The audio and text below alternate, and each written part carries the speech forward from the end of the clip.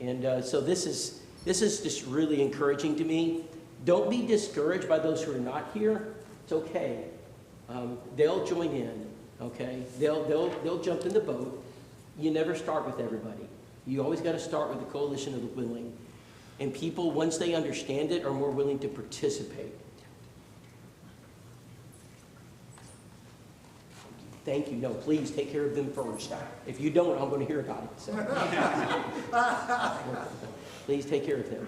And so, yeah. I know you'll have 3 families that's not here today that will be involved. Good. If anybody in this congregation will be, there will be involved. Good, good. For sure. Yeah, you know, you're never going to have 100%. Okay, so and but you got to start with the coalition of the willing and build it. It's hard to resist the momentum of a church. That's why you make it congregational. And so this becomes an effort of the church where other people begin to see their place. And so I'm encouraged by the commitment you've made, and I'm looking forward to meeting with the elders and whoever they're asking to meet in that room after this class to talk about, okay, what's your executable steps. So if you have any questions, you can feel free to ask, you know, especially in that meeting. Okay, I'm wondering, I want to see some kind of organizational plan so we can begin to work. Is that what you're going to do now? That's what I'm starting right now. Okay, yeah. I'm sorry. Yeah, so the seminar is broken down into the principles, the plan, okay, in which I'm going to start now, and we're really going to develop in the next class. This is going to be a 10,000-foot view, but it's a plan, and I'm going to give you the operational model in the next private class. I don't think it's appropriate to do it with everyone. It's more of an elder deacon thing, you know, we sit down. So the principles have been taught, and I showed you the practice of it with Back to the Bible. That's the practice, showing you how that works. I've showed you the problems, you know, that every problem can be solved. There's no problem you can't overcome. You will get resistance. You're going to have people that are challenging. We live in a culture where people are in mixed marriages, you know, marriages that, you know, that are really not marriages. They're living with people. You have homosexual and transgender, and there's a lot of letters and various other, my dad recently went to the doctor, and I was with him as a urologist, and he says he's got an iPad, and he's got to ask him what his gender is. It had 20 gender marks. None of them said male. And he said, when am I? I said, I don't know. And I said, go just tell him you're a male, American male. And he said, it's not on here. And I said, he got, you know, he was a little flustered, and he said, I don't know what to put down. I said, I don't either. So we had to Google all the terms to figure out what in the word you are. And I said, just go tell him you're a man. And that wasn't sufficient, and so we had to have some letter attached to it. I know that's frustrating, but what do you do in a Bible study when you have somebody who's been affected by that? I mean, they don't even know what they are. Or they think they're a female when they're a male. I mean, you're going to deal with things that are challenging. And will you love them? We have to. Yeah, we have to love them. And so, you know, we can jest, you know, in a small setting like this, but there are people that are being affected, and they're victims. Many of them are just victims of a godless and cruel effort by Satan to take them to hell. And, you know, our job is to try to show them the truth, love them, help them understand that, you know, God has a much better plan for your life. So I just want you guys to realize that, you know, although in this setting, maybe you're excited about evangelism, and I am too, but rubber will hit the road. And these are real situations you're going to have to deal with. And we've had almost 10 baptisms this year down at Glencoe where we're members. And you know, every Bible study we have has its own challenge. You know, people come from a variety of backgrounds. And I hope that last lesson you'll give some thought to that. Obviously, I can't cover every issue. But not every Bible study is like Acts chapter 2. And so some of them are more like Acts chapter 17. And they're in Athens. They're not in Jerusalem. I know most of the people you know are in Jerusalem because you enjoy hanging around people who believe like you. And the people who believe like Acts 17, you kind of avoid them. But you know, they need the gospel too. And if we don't preach to Acts 17, which is, they're out there. The gospel started in Jerusalem. They're very religious. Went to Judea, Samaria, right? Kind of, half-breed religions, mixture of Jewish. And then it went to the uttermost parts of the world, Athens, the center of idolatry. Think about how the church developed and think about evangelism today. So we start in our church building. Right? Are there people in our church building that are not Christians that are coming? Spouses, right? Visitors. We start in Jerusalem. And then we go to Judea and Samaria, your friends, people you hang around with, people that maybe they're just never been taught the truth. They're not bad people, but they just don't know. But then there are those people out here when you're walking down the street, you see them, they got some problems, you can tell. In fact, under normal conditions, you'd probably run. And maybe you hide. And that's really the test of who we are, isn't it? And we love those people too. And what happens when they walk in your church building? And Teresa, she was a Jersey girl. She walked into the church building and she looked like a Jersey girl. And one of the older ladies came up and I saw her coming. I said, oh boy. And I stepped in front. I said, Miss Murphy, let me introduce you to Teresa. She's a new Christian. We baptized her yesterday and she's looking forward to learning what Christianity is all about. She doesn't know a lot, Miss Murphy. Trying to keep her from saying something that would drive her away. Those are challenges, aren't they? And so as a church, we have to be very open with our members and help them understand that evangelism must be practical. It can't be just a chalkboard. It can't be a whiteboard or an iPad. These are people you're dealing with, people who did not grow up like you grew up. They didn't grow up going to Vacation Bible School, David. They don't even know there is a Vacation Bible School. They didn't grow up going to gospel meetings. They don't even know what that means. They didn't grow up going to church, period. So maybe they don't come as they should because they've never come to a church. And maybe you have to patiently, with long suffering, help them understand the importance of being faithful to the church. Those are challenges Daniel's facing right now with his new convert, helping him understand the importance of coming to church. And so I hope that I don't want to discourage you in any way. I just want to be real. I want us to understand that those are things that we deal with. So as a church, how do we put an evangelistic plan together? So let's talk about a plan. It was Winston Churchill who once said, "He who fails to plan is planning to fail." He said, "My fellow countrymen, we have no plan and we're going to lose this war." And Britain had never come closer to defeat. The German Luftwaffe was flying overhead, destroying their cities.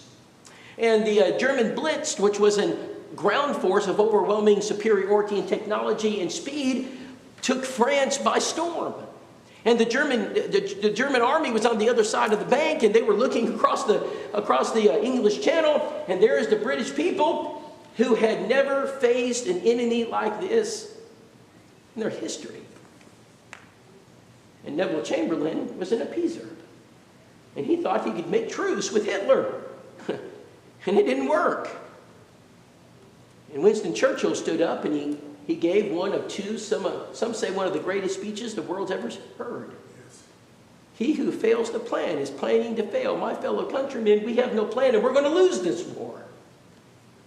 And they elected him prime minister. And that single decision turned the fate of a nation. Brother, I'm asking, where's the plan? Well, what's the plan? And Brother Steve, that's right, we got to have a plan. What are we going to do to take all these principles and make them operational in our churches? Man, I've heard great sermons through the years. I've heard Wendell Winkler. Man, I've heard the great ones. Andrew Conley, Johnny Ramsey, Curtis Cates. I've heard the great preachers of the past. Gus Nichols, Guy Woods. Brethren, the principles are there, but if we don't have a plan, what good is it? And so a school of evangelism, one of our primary objective is to train the saved to teach the lost. And that's what we've come to do. So number one, procure your equipment. If you're going to expect your members to evangelize, you've got to put tools in their hand. You've got to make sure they're equipped. I find it interesting when we walk into our churches that we're some of the most equipped people on earth. You go down to our fellowship halls, and we got microwaves and ovens and refrigerators and freezers and ice makers, and we got coffee pots, coffee stirrers, coffee grinds, coffee cups, coffee creamer. We have everything we need for our coffee. And we're going to make sure that we got tables, napkins, forks, and spoons, and salt and pepper and sugar, and we're going to have everything we need for our fellowship meal. Plates and extra plates. Where's the equipment for the members? I mean, where's the equipment our members need to reach the lost? If our members aren't equipped, they can't do it. So they walk in our church buildings, they leave, and we have a track rack. Brethren, do you know what the success is of converting people with a track? It's less than 1%. And so the very tools that our members need to go ahead and teach people, they're not there. And so where are the muscles in a shuffle? I mean, if we were to have anything available, let's get an event. Let's make sure we procure what we need. Let's make sure our members have tools to invite people. There are tools that we can put in the hands and the wallets and purses of our members just to help them invite waitresses and waiters and insurance agents and bank tellers and grocery store clerks and gas station attendants and shopping marts. Just tools, simple tools, because a lot of our members are very awkward. They're very awkward. They don't know what to say. They don't want to say anything, but put a tool in their hand. Give them something so they can reach out to Jackson, Missouri, or to Cape Girardeau, or somewhere, wherever it is they live. Equip your people. Procure your equipment. So when a man joins the Marines, what do? You get in a line and they give you the equipment. And when Chick-fil-A hires you, what do? Your uniform. Here's the fryer. Here's the oven. Here's the cash register. Here's the cleaning supplies. Every one of us. Anything, when you join the football team, there's your helmet, there's your pad, there's your jersey. I saw Deacon play ball. I know what they did. Why in the church, when we walk in our church building, we don't have it? And I'll show you an example of this. I walked into a church one day, and I was several hours early, and an elder was with me. And I said, brother, can we role play for a minute? He said, what do you mean? I said, I'm going to be a member, you be an elder. He said, well, I can do that. And I said, okay. I said, I got a neighbor across the street, and he wants to learn more about the church. Would you equip me? He said, what do you mean? I said, equip me. What do I need?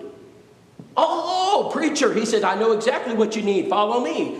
So we walked down this hallway, and he's turning the light switches on, and we're walking down this hallway. It was dark, and he's got this big ring of keys locked in here. And we get to this door. He said, preacher, they're in here. Of course, it was locked. Don't worry. We had the ring of keys. We brought them out. We went through all the keys. We got into the door. And he said, preacher, they're in here somewhere. Oh, they're back there in that cabinet. Don't worry. It was locked. We couldn't get in. But don't worry. He had the ring of keys. We got it out the second time. Went through all the keys. We got into the locker. He pulls out a stack of Back to the Bible. He said, preacher, he says, are these what you're looking for? I said, yes, sir. I said, I got one question. He said, what do you want? He said, I want to know why the equipment that your members need to teach people the gospel are locked in a room and locked in a locker. He said, well, we were afraid someone might get them. Isn't that the point? Don't we want them to get them? Why are they locked in a room? Get them out on the floor where people can get them. Number one, procure your equipment. Number two, place them in a highly visible place. Do not lock them in a locker. Give it to the members. I mean, if there's anything that we want them to take, it's evangelism materials. I just was at a church, and they said, Rob, look at this parking lot. They took me outside. I said, it's a beautiful parking lot. Yes, it cost us $200,000. And they're telling me about the beauty of the parking lot. And then we're going to get nervous when we have to spend maybe a couple of $1,000 on evangelism equipment. Something is wrong. Put out your equipment so the members can get it. I went to a church last January. And the reason I went is because they had failed. And I knew they had failed. And I kept calling and calling and calling. And finally, I got the elders. I said, brother, I haven't got a report in 6 months. I said, are you guys living?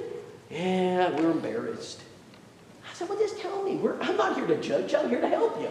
He said, we dropped the ball, Rob. It's our fault. I said, okay. I said, Rob, could you come back and get us started again? And this was about a year and a half, 2 years, maybe it was 2 years ago. And I said, yeah, I can do that. I said, the only Sunday I have is January 1st. And I said, I'll come the first Sunday of January. So I came in. Now I want you, brethren, I'm going to tell you, this is a true story. This is a good church. Faithful brethren. I love them. I walked in and they had this massive foyer in this church. I've been there before.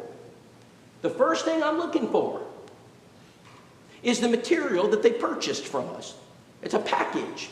There are 250 members. They made a sizable investment in evangelism.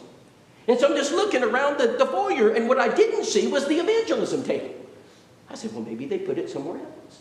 And so I went through a series of lessons. These are what we call reboots. We're rebooting the church. So I went through my lessons, firing them up, and everybody's on board. You can see the smiles on the faces, the nods, the amens. And I finished the sermon. I walked down the aisle, and this teenage boy comes with me, which is unusual. I got to the end of the thing, and he said, Mr. Rob. He said, he's like 13, 14. He said, Mr. Rob, yes. He said, those little booklets. I said, yes. He said, may I have those? I said, sure. I said, why? He said, I got a friend at school, and I want to teach him the gospel. I said, son, where are the back of the Bibles? Like in this church, where are they? He said, I didn't know we had them. I met with the elders that day at about 4 o'clock. We sat around a round table. And I love elders. My dad's an elder. I want you to know I love elders. They're my best friends. I've been to 3 works. I can go back to any of those works today and I can preach there. I love those men. I sat down. I said, brethren, I said, I do have a question for you. You have 500 sets of Back to the Bible somewhere. I said, where are they? One elder put his head down. He says, they're in that closet right there, Rob. I said, why are they in the closet? He says, because we haven't put them out.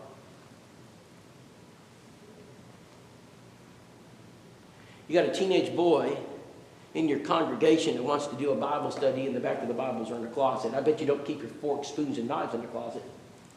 I bet they're sitting on the table ready for people to eat. Number 2, we got to put our evangelism equipment out into the foyer where people can get it.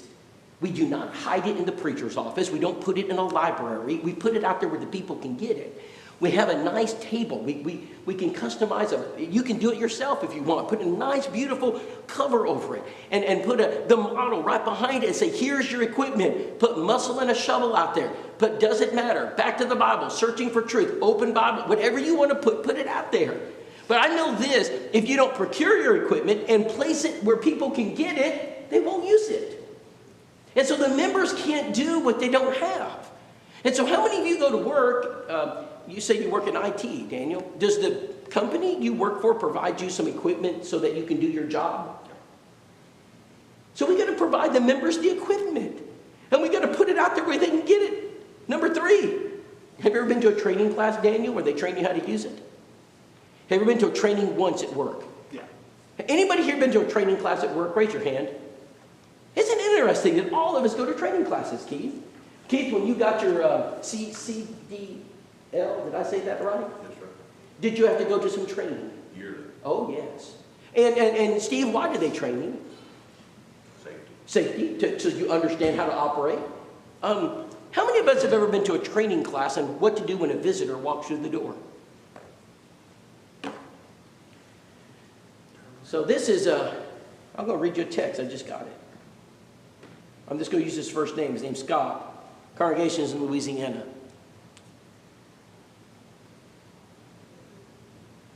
Hey, Rob. It's been 2 months since you've been here. As I suspected, our men are being very slow to do the job. Unfortunately, today we had 3 families walk through the door as visitors. We have yet to do the training. Rob, we need help. He said we had 3 visitors walk out the door, and I don't even know who they were. Just like it was before, he said, we need help. Rob, please call. They have yet to do the training. They have all the training supplies.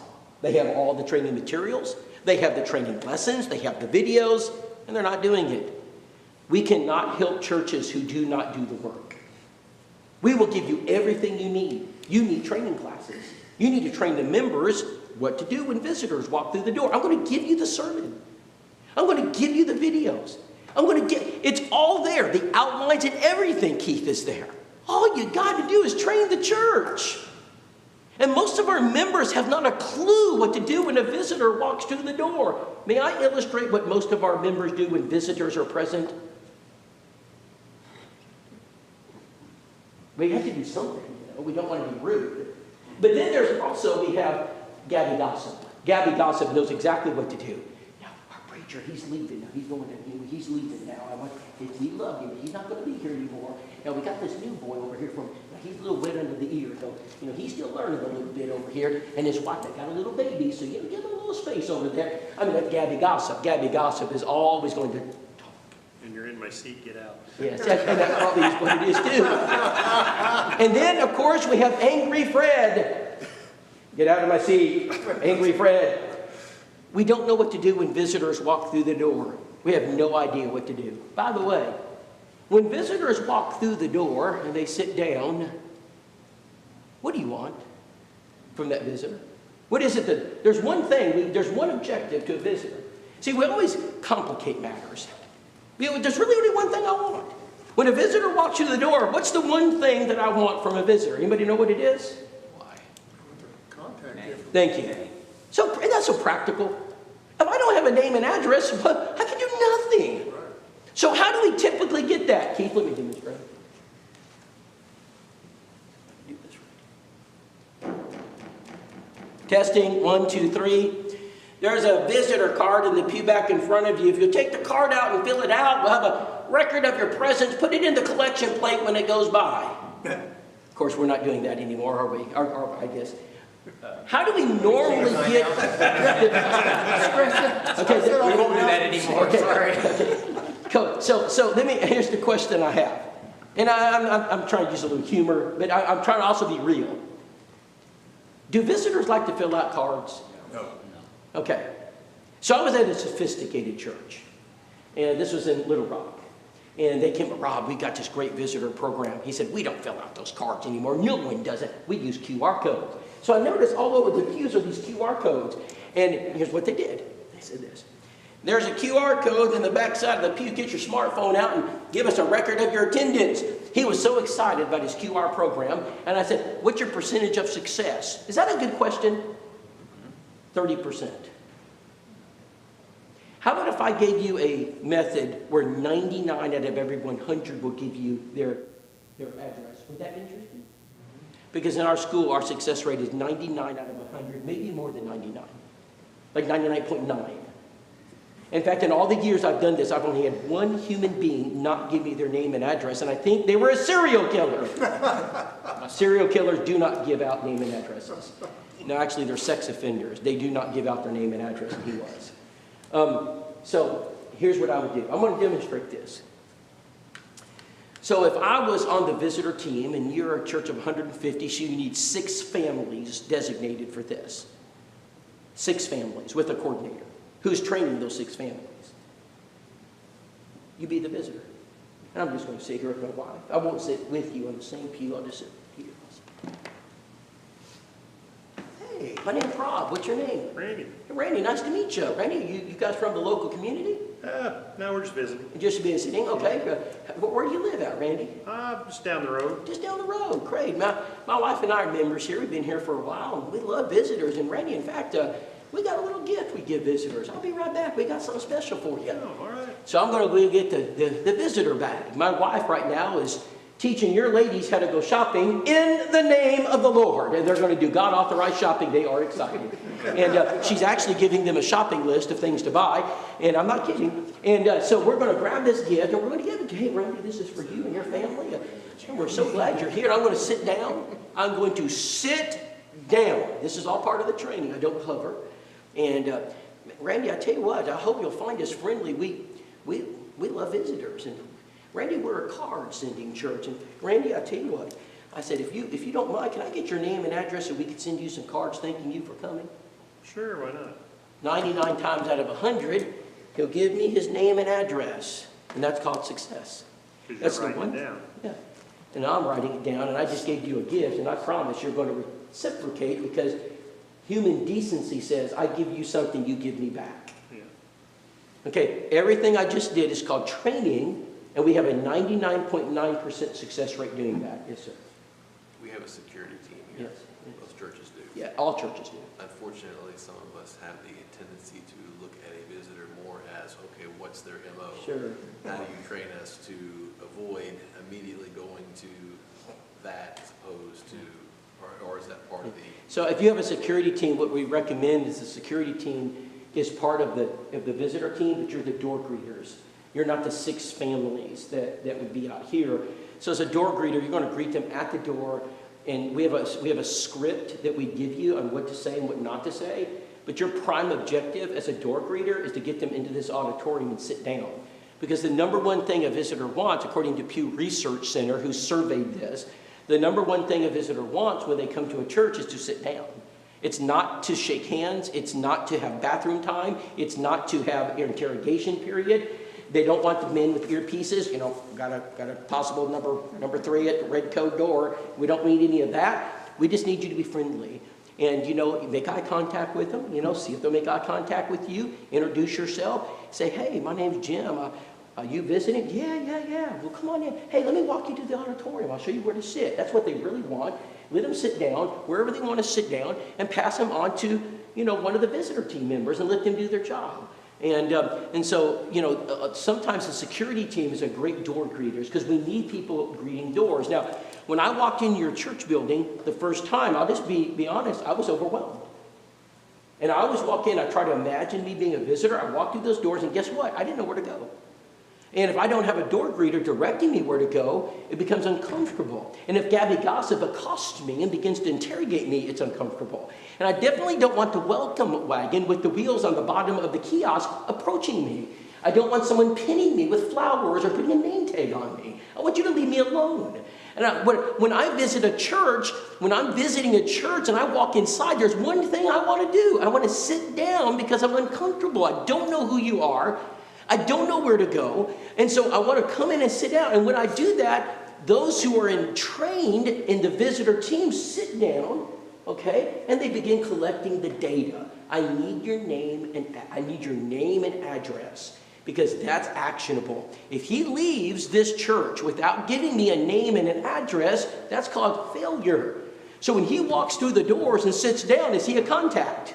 No, you don't know who he is. All right, so if you work for Verizon, right, and someone walked into Verizon's door and started looking at phones, right, and walked out, and the manager said, who was that? He said, I don't know. Did you get their name? No. Did you greet yourself? No. You're fired. That should never happen in the church.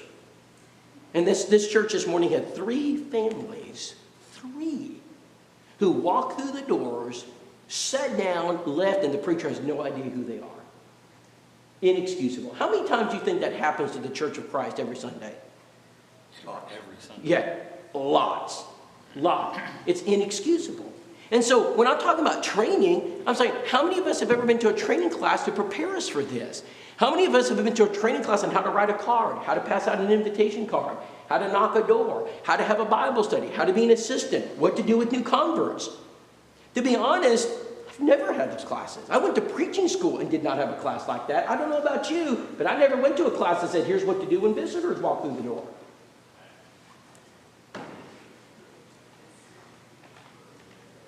See if I can get this to move. I think it went to sleep, brother. Can you move the next slide for me?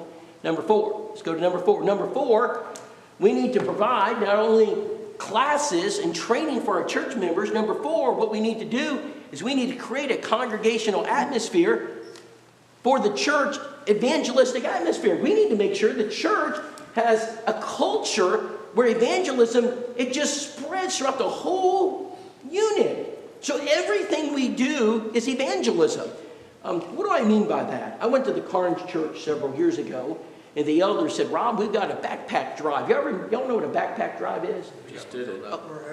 Okay, yeah. They said, Rob, can you help us make that evangelistic? And I said, well, tell me how do you normally do it? And they said, we put the backpacks out by the awning. People come through, and we give them the backpack, and we give them a little track on the church, and you know, we try to be friendly and get some information. I said, okay. And they said, Rob, do you have any suggestions? I said, yeah, put the backpacks in your classrooms. I said, and make sure the members come up and have an open house. And then when people come into your church building, because that's the only way they're going to get the backpack, I want you to have them go, I want you to tour them around your church building and show them where everything's at. And then I want you to take them to the classroom where the teacher was going to be and teaching them and introduce them to the teacher where their children will attend. And then I want that teacher to have a few games in the classroom, and then I want that teacher to interact, and then we're going to take them, give them their backpack, go to the fellowship hall where the ladies have a full meal prepared. We're going to sit down with them, and then we're going to ask the 3 introductory questions and get some information. And then we're going to escort them out to the car. And the deacon said to me, Rob, we normally pass out 400 backpacks. We can't pass out 400 backpacks like that. And I said, yes, but you'll have a Bible study. And they did that day. Steve Higginbotham is the name of the preacher. They had a Bible study the very day they did it. What's the difference between the two? One, let's have a backpack drive to pass out backpacks. We passed out 250 backpacks. Great job, church. The Lions Club can do that. The second one that I gave you, the purpose is not to pass out backpacks. The purpose is to make contact with people, to get their name and address, and to start building a relationship with them so that we can transition them to a Bible study. So what I'm saying in number 4 is that we need to promote evangelism in everything we do. So backpack drives are great if they're evangelistic. Food drives are great if they're evangelistic. Benevolence is wonderful if it's an evangelistic event. So I went to our secretary, right, in Jacksonville, and the elders had authorized this, and I said, Miss Deborah, I said, the next time someone calls for a benevolent request, would you tell them that we provide benevolence on Sunday morning at 9:30 and we can't wait to meet you? And she said, what do you mean? I said, well, if they can't do it on Sunday morning at 9:30, tell them we do it again Sunday morning at 10:30. She says, I get it. So the next day she got her first call. It was Kim Bullock. My name's Kim. Yes, I'm Deborah Rice, secretary. Yes, ma'am. I need some help. Just moved here, and can your church help me? Sure. What do you need? I need some food. Well, Miss Kim, we'll be glad to help you. Oh, I'm so glad I've been. Look, Miss Kim, we provide that every Sunday morning at 9:30, and we can't wait to meet you. Oh, I just don't know if I can get there at 9:30. Don't worry, we do it again at 10:30, and we can't wait to meet. Sunday mornings are not good for me. It's okay, we do it again at 6 o'clock, and we can't. All Sundays are I just can't make it on Sundays. It's okay because we do it again at Wednesday night at 7 o'clock, and we can't wait till. Oh, I just don't have a car. We'll pick you up. And that's what we did. And we brought her to the church building. And after services, I said, Kim, what was it you needed? I need some food. I said, well, let's go get a bite to eat. Do you like to eat? I do. I said, in fact, there's a Zaxby's just down the road. Why don't we? By the way, y'all need more restaurants in Jackson, Missouri. I mean, I tell you what, I drove 10 miles last night to find some place to eat. And everything's closed after 9 o'clock. And in any case, I went to Zaxby's, and we just ate with her. And after Sunday, Kim, what was it you need? I need some food. I said, well, let's go to the DG. Y'all have DGs, Dollar Generals. And I said, let's load it up. So we got the food, went over to the house. We built a relationship with her. We helped her move some stuff. We sent the cards. We were picking her up. And one day I was in her house. I said, Kim, I've been meaning to ask you some questions. She said, well, what? I said, what do you think about the Jacksonville Church of Christ? What do you think she's going to say? Nice church. I mean, they sent me, I got 47 cards from that church in this house. And they helped me move, and they got me some food. He said, nicest group of people I've ever met. I said, Kim, do you know a lot about the Jacksonville Church? I really don't know a lot about you. I said, but you're the nicest people I've ever met. I said, Kim, would you like to know more about us? And she said, yes, I would. I said, I just so happen to have these little booklets are called Back to the Bible, and I would love to share with you what God says about the church.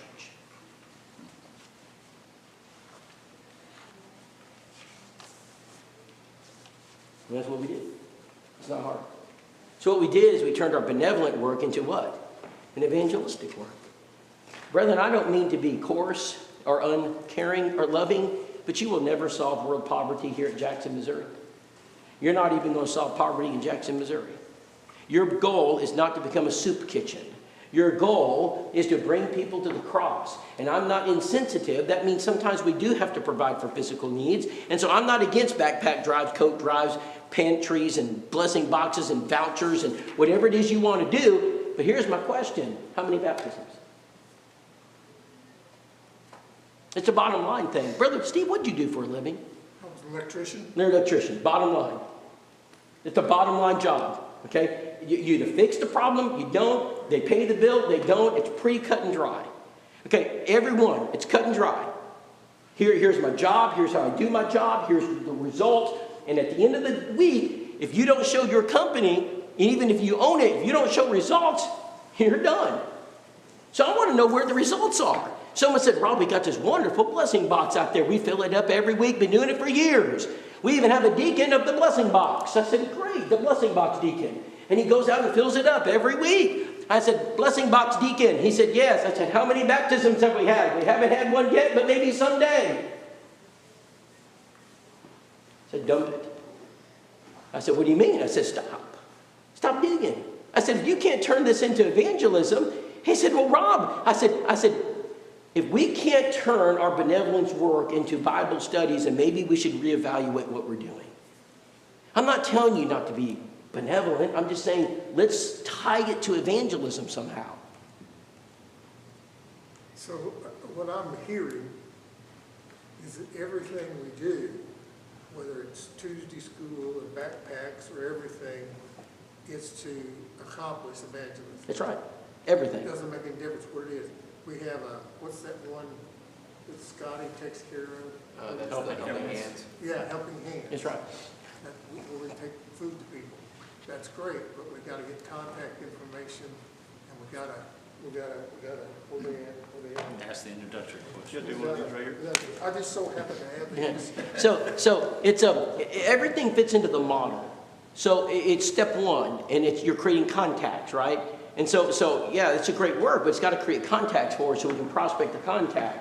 You know, we're seeking and reaching, and so it's all part of that. And so do y'all know the name of Jerry Jenkins? Okay, Brother Jenkins was known as one of the great evangelists. Of course, he's been passed away for years. Birmingham. Yeah, Birmingham, yes. And he was the preacher at the Roebuck Parkway Church of Christ, one of the largest churches of Christ in America. Yeah, and of course, yes, offspring of that. And so I sat down with his elders, who were not elders at the time, and I said, guys, I said, when you remember Jerry, yes, and this church, by the way, is now down to about 300. They were over 2,000 when he was there.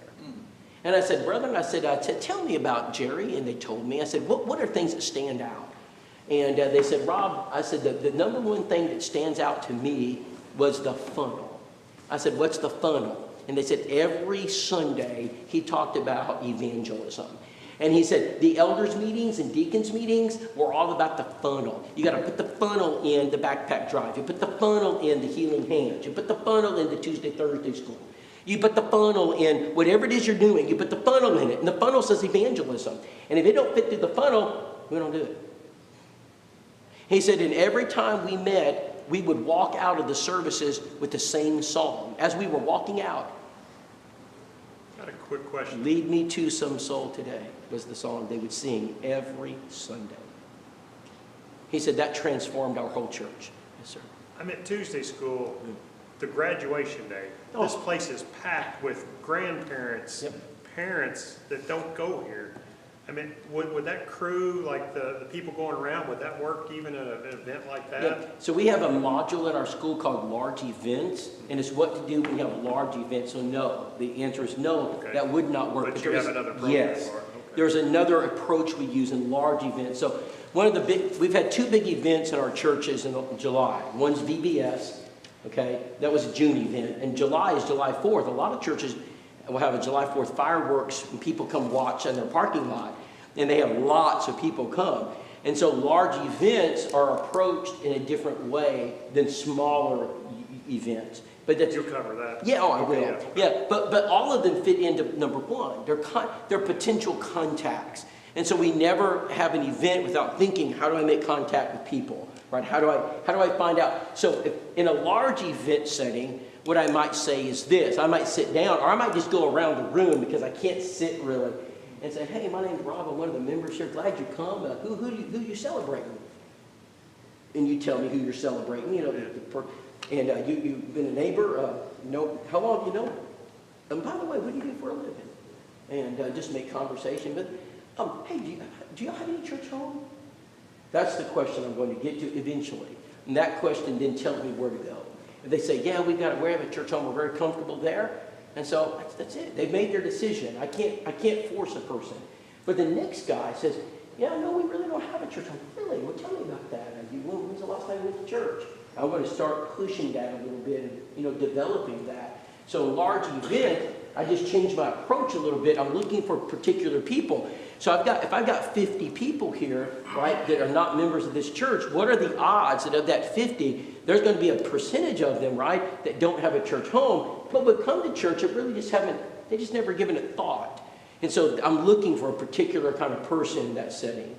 And so one of the mistakes we make is, he says, well, I'm a Baptist. I've been going to Baptist church. And then we say, what do you think about once saved, always saved? Or we sit there and debate them thinking we're going to win them over. That is a total failure. Do not do that. He's made his choice. Leave him alone. Go to the next person. You can't force people.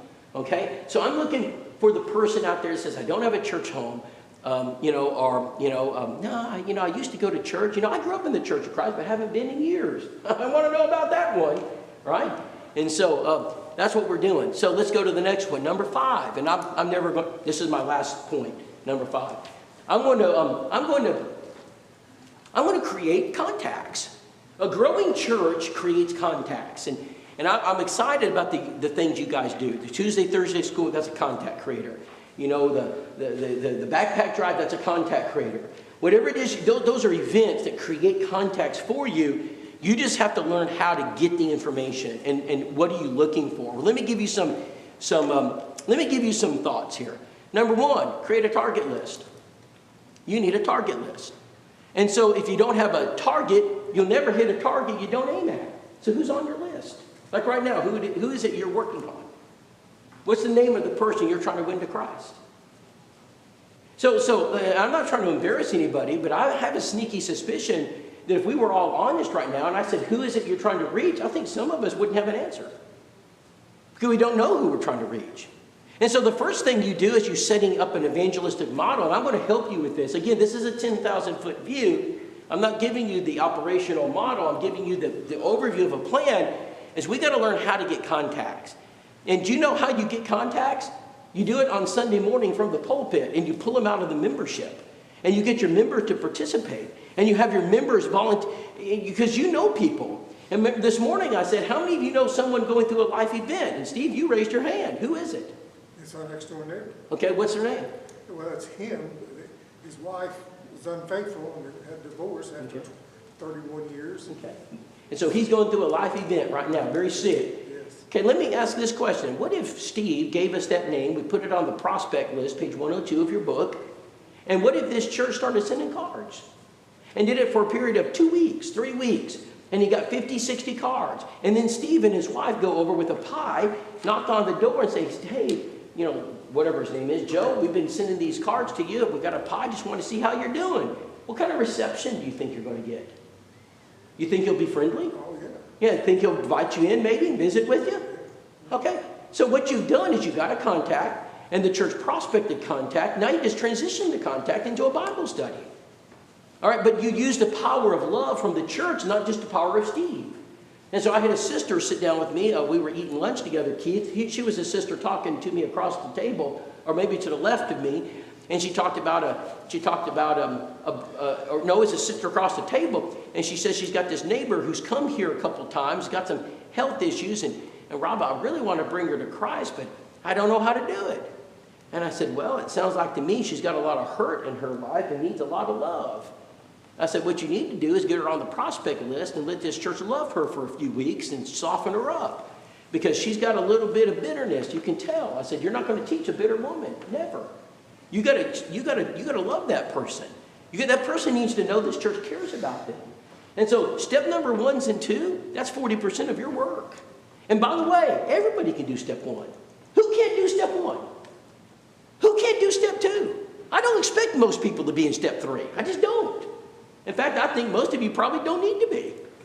I'm not trying to be mean. I'm just saying that if that's not your talent, don't do it. All right? Now, we're going to train you. There may be a talent that's hidden that you don't know about. But there are some people, would you not agree with me, elders, there are some people that don't need to do a Bible study? Amen. Amen. It's just not their strength. It's okay. It's all right.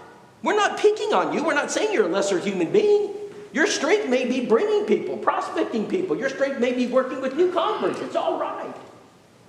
So if everybody knows their place and understands, hey, my place is to help bring people and create a target list. House to house, heart to heart is a great tool. I mean, I thought everybody knew how to use this tool. I thought everybody was using it, but I was so naive. And it's amazing how many churches have never heard of it or don't use it. And yet it's the best advertisement a church can get. You're putting it in their mailbox. You're advertising your church on a regular basis. You're giving them contact information, services that are offered, like your Tuesday, Thursday school. You're telling them about backpack drives. You're telling them about vacation Bible schools. You're telling them about the events to get people here. People don't read newspapers, but they will read that. And it's amazing how many people we bring to Christ using that correctly. And so we're going to, in fact, let me tell you about this couple. I got home from a long trip in Texas. Alan Webster was preaching, and I sat down in the pew with my wife. He finished the sermon, and as he turned to walk back, out of the corner of my eye, somebody caught my attention. There's a lady, I've never seen her before. So I walked with Alan. I said, Alan, who is that? He said, I don't know. I said, yes. Visitors get me excited. So I went around the backside. After the closing prayer, she turned around. I said, ma'am, my name's Rob. What's your name? My name's Ellen. I said, Ellen, I'm a member here. Are you busy? I am. I said, well, Ellen, welcome. We're glad you're here. I'm glad I got to you before you left. I said, are you from the local community? She said, I really am. I just live down the road. I said, well, great, Ellen. I said, are you alone? By yourself? Oh, no, my husband. Well, I had to take him home. He kind of got sick. She said, but I didn't want to miss. I wanted to hear that preacher. I said, well, what'd you think about our preacher? Well, man, that preacher sure does love the Bible. I said, yes, Alan loves the Bible. And I said, Ellen, we have a little custom here. We normally invite visitors out to eat. I said, is your husband? Maybe we can set up an appointment and take y'all out. She says, you know what? I think he'll be feeling better tonight. Do you have an evening service? I said, we do at 6 o'clock. Glad we weren't closed. Brethren, please don't close your church services again. It's one of the worst mistakes we ever made. Amen. Our churches suffer because of that. And I don't blame any eldership. I know we didn't know. We were fooled. But our churches need to be open. And I said, yes, ma'am, we're open. I said, 6 o'clock. And I said, I tell you what, I said, we'll be glad to take. She said, I'm going to bring him. And so she brought him 6 o'clock. We sat with him after services. We started talking. And as we were sitting there talking, I said, Perry, what's your favorite restaurant in Jacksonville, Alabama? He said, well, man, I like a Venus. A Venus? I said, well, Perry, I asked. I said, I tell you what, we'll take you to a Venus for lunch. You take me to a Venus? He said, wow. He said, been a little squeamish tonight. He said, can we make a little rain check and do that Tuesday night? I said, absolutely. It'll take me till Tuesday to pay for this meal, so it's okay. He said, by the way, I don't ask people what their favorite restaurant. I take them to Zaxby's, so we all get Zaxby's. So in any case, Tuesday, we walked into a Venus. I had to make the reservations. And we sat down at the table. I could care less about the lasagna because I have one mission.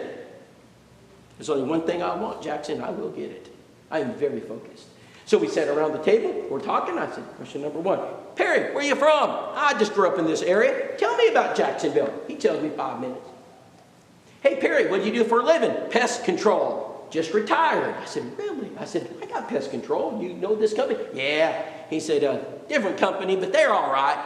I said, Perry, what do you enjoy doing? He said, man, I love sports. I said, I do too, Perry. I said, what is he, like NFL football? He says, no, disrespectful. I don't watch them anymore. Me too, disrespectful. I don't watch them anymore. I said, Perry, you like NBA basketball? No, bunch of thugs. I don't watch that NBA anymore. Baseball. Perry, you like baseball? He says, no, too slow. Perry, what do you watch? He says, Rob, go Alabama. Go Alabama. Brethren, if I got to like Alabama football to get a Bible study, so be it. I don't care because I have one mission. I said, Perry, I said, you know, that old Alabama Stadium's got a big statue of Nick Saban out there. He said, yeah. He said, we just erected it. I said, you know, we call that idolatry. I did not say that. I did not say that. But I just have conversations, right, about Alabama football. And so we're just talking. I said, Perry, do you know tomorrow is the national championship game? Are you going to? I wouldn't miss it. He said, Alabama got robbed in the playoffs. I said, I know, it's still bad. And I said, Perry, why don't you come over to the house? We're having a football party in my room, in my house, and we'll watch. What in the world was that? That was my wife kicking me because she did not know about this party. And so she kicked me under the table. And I said, yes, come over to the house. We'll have a football party. I have one mission. Where do I want them? In my house. I've already got the restaurant. I'm just moving. Everything I do is designed because I know I can't teach them at the restaurant. I'm just thinking, how can I develop the relationship a little bit better with Perry and his wife? So, Perry and Ellen. So we get over to the house. We're watching the game. It's halftime. I mute it. I said, Perry, I do have a question. What brought you to the Jacksonville Church of Christ? I am just very curious about this.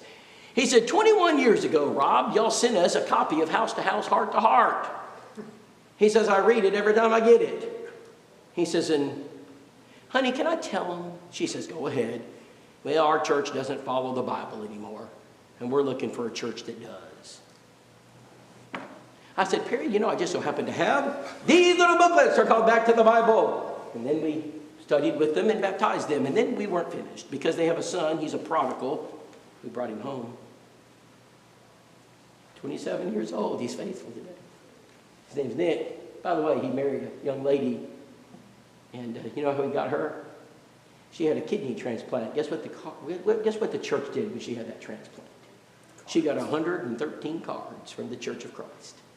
How hard do you think it was for me to get a Bible study when she has 113 cards sitting in her house? Not hard. See, when you organize the church and everybody does their part, I can't send 113 cards, but you can send one. And you can send one. And your little girl can send one too. Well, it's amazing what happens when a church does this kind of stuff. And so we advertise events. Your backpack drive should go on the back side, and everybody in this county should know about it.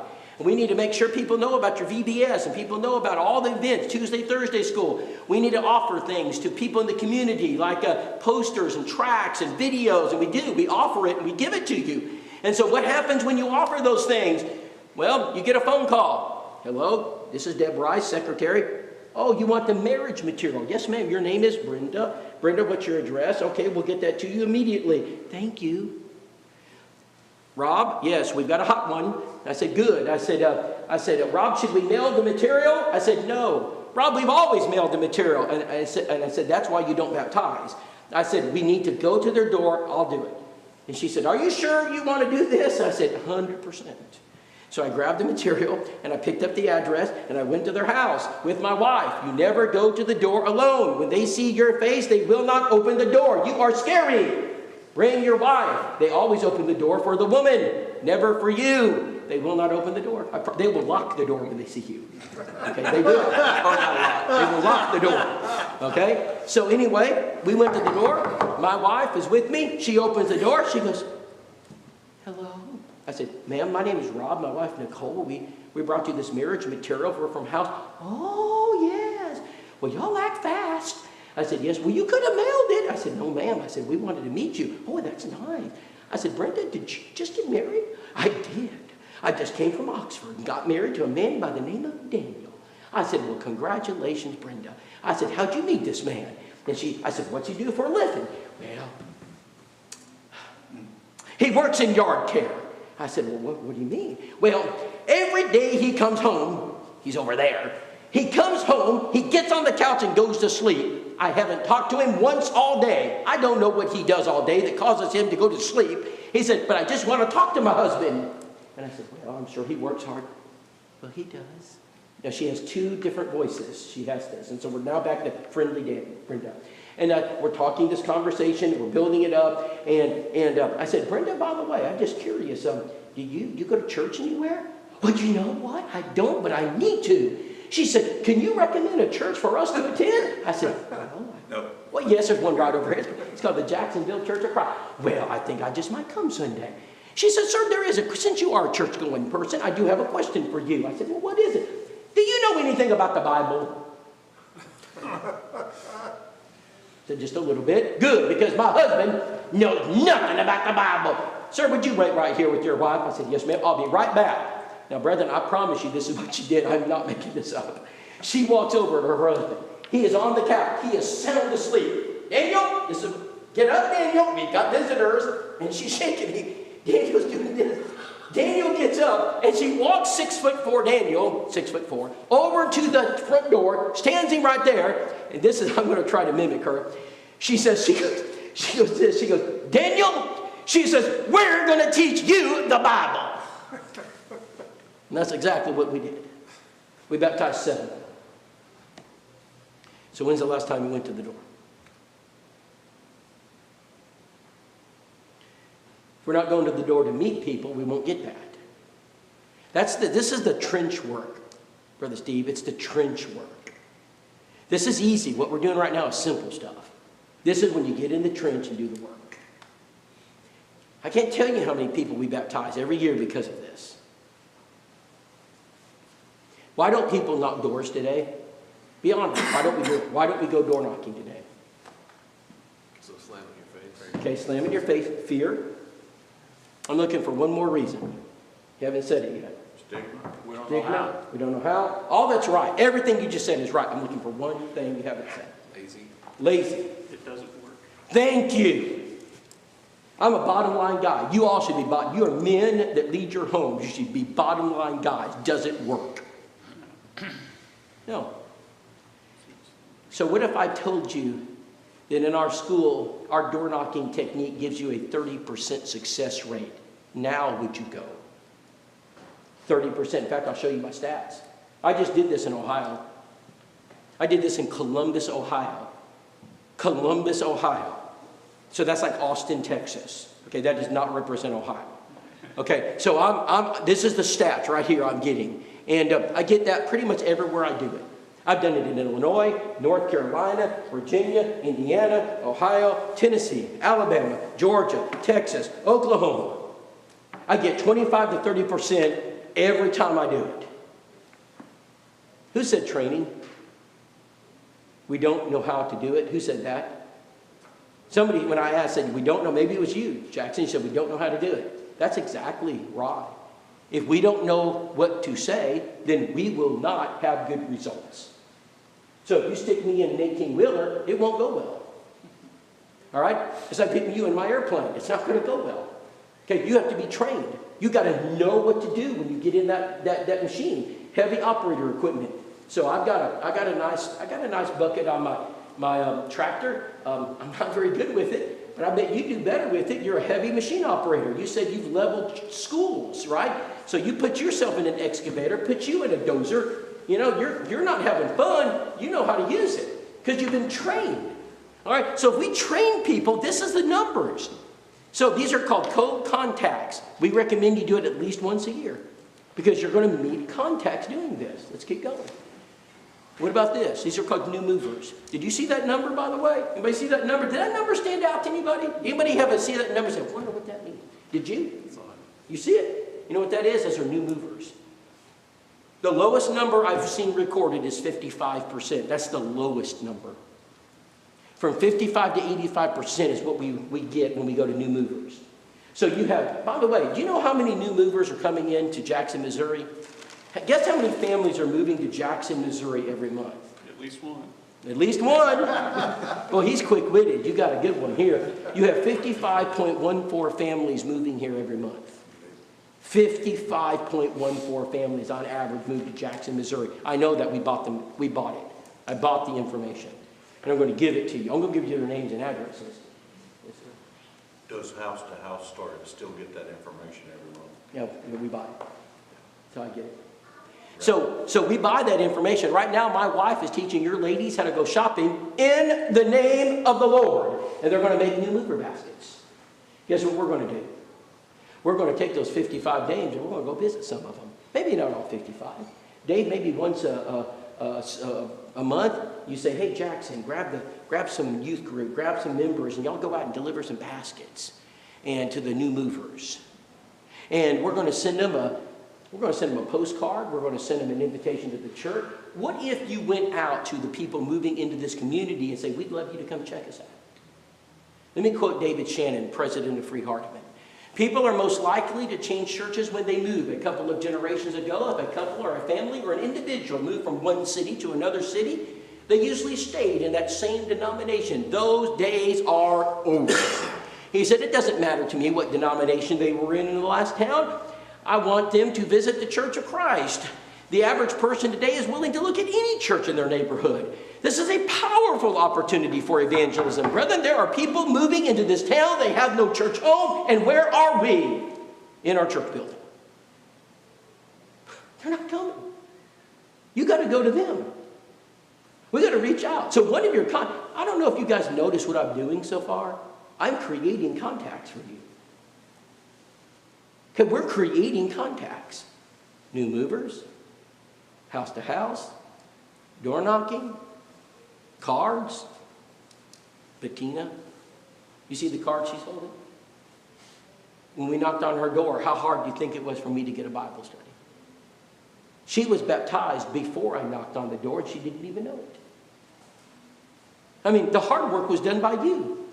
Brother, when your wife and you sent those cards, when you guys sit in the name, when this church got together and loved on her, when Homer Smith called me, an elder, and said, Rob, she's ready to be transitioned to the Bible study, that's a good transition. And I said, I'll be there about 3 days. So I got home, went to her house, knocked on her door. I said, I'm from the Jacksonville church. Oh, Jacksonville, come on in. She'd never seen me in her life. I'm in her house. And she said, now, who did you say you were? My wife said, my name's Nicole. Oh, Nicole, your card's right there. And she grabbed the card and gave it to my wife. She'd memorized them. You know why? Because she's lonely.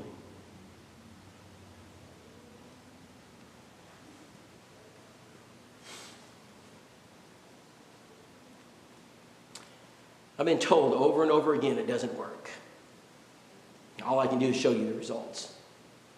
I like Bobby Bates. Bobby Bates was the great soul winner who wrote Back to the Bible. Somebody said, Bobby, you know this doesn't work. He said, well, I like my way of doing things better than your way of not doing things. Everybody's an expert, but they have zero experience. They have 0 points of reference. They have 0 results. I'm going to listen to the people who actually do it. And that's why I went to Bobby Bates, Ivan Stewart, Mid McKnight, Larry Acuff, Jewel Miller. I went to the people who succeeded, and I want to find out, how did you do it? Anybody ever listen to Dave Ramsey? I like when Dave says, if you want to be poor, do what the poor do.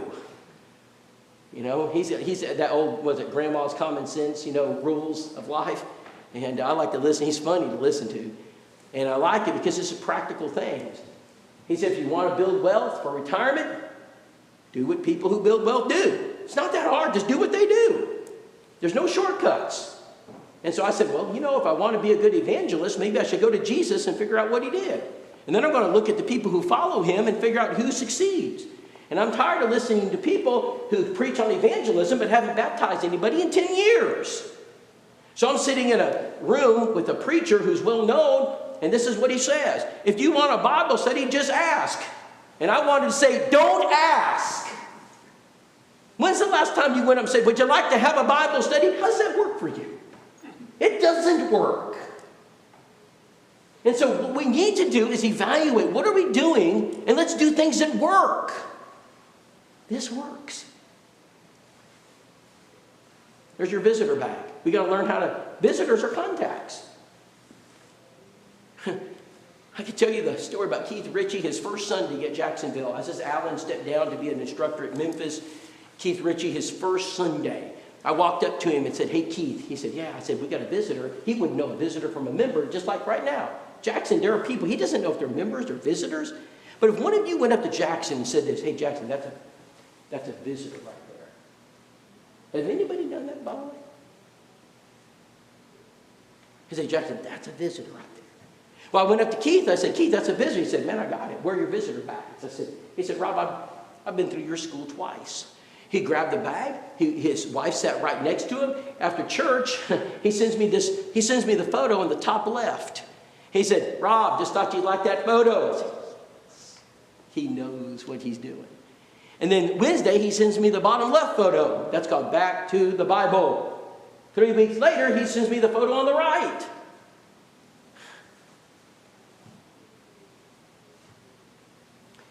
So let's conclude.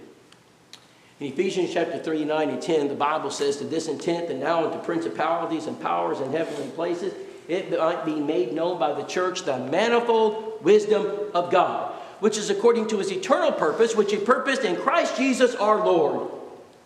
What's the purpose of the church, gentlemen? Is to make known to the world the manifold wisdom of God. The purpose of the church is not to solve world poverty. It's not to pass out eyeglasses. It's not to equip people with school bags. I'm not against any of this. But the purpose of the church is to make known to the world the manifold wisdom of God. And if we fail to do that, may I submit we're not the church of Christ. Because that's the mission. That's why we exist. And we got to get back to a church that understands her mission. And if we do that, brethren, we'll grow. Your whole existence is to grow. That's why you're here. Grow. Everything you do ought to be, how do we grow? How do we seek and save the lost? Thank you guys for listening. You've been a great audience. I think we're having a special meeting, a meeting that I know Brother Steve wants to hear. And that's going to be, what do you do Sunday? What do you do the next Sunday? I want to give you the operational details. But that's an overview of the plan. So I hope that made sense. And you're just getting started. I'm just kind of I'm building a concrete slab for you. That's all I'm doing. And you're going to have to build it. And I'm going to give you the curriculum, the materials, so you can build it. It'll be one of the most exciting things you've done. It is for me.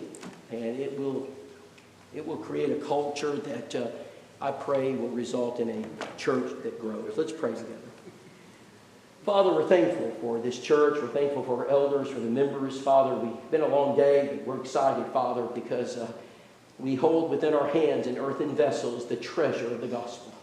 Bless us, Father, that we might be good stewards, and help us, Father, to keep focused on the cross. Pray, Father, for the elders here as they make decisions and lead this church. We pray for Jackson and for those who will be preaching. We pray for the families. Help them, Father, reach out to the lost. We pray this church would grow and thrive and be a shining light, a beacon of hope. For thou art the God of second chances. God, give us another chance. Father, we want to spend eternity in heaven. Help us bring as many people as we can with us. In Jesus' name we pray. Amen.